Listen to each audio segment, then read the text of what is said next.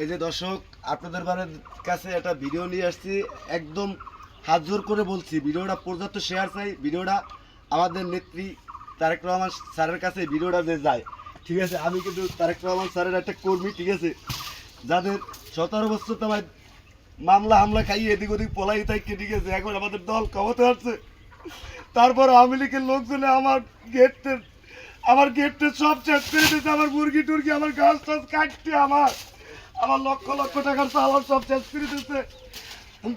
বাইরে প্লিজ বাইরে এই ভিডিওটা শেয়ার করবেন, সব প্রশাসন বাইরে যে দেখতে পারে। এই যে দেখেন আমার রাত্রে ঘুমিয়ে গেছে মুরগি, ডিম পেড়া মুরগি সব লুটপাট করে লই গেছে। আমার গাছরা কাটতে কুটতে কি করছে, পর্যাপ্ত শেয়ার চাই বাইরে এই ভিডিওটা তারেক স্যারের কাছে আমি যাইতে চাই।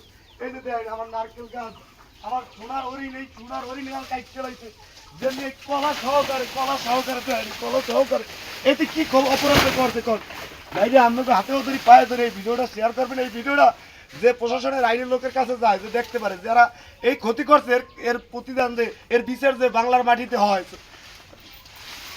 ঠিক আছে দর্শক, ভালো থাকবেন, এই ভিডিওটা সবার কাছে পৌঁছে দেবেন।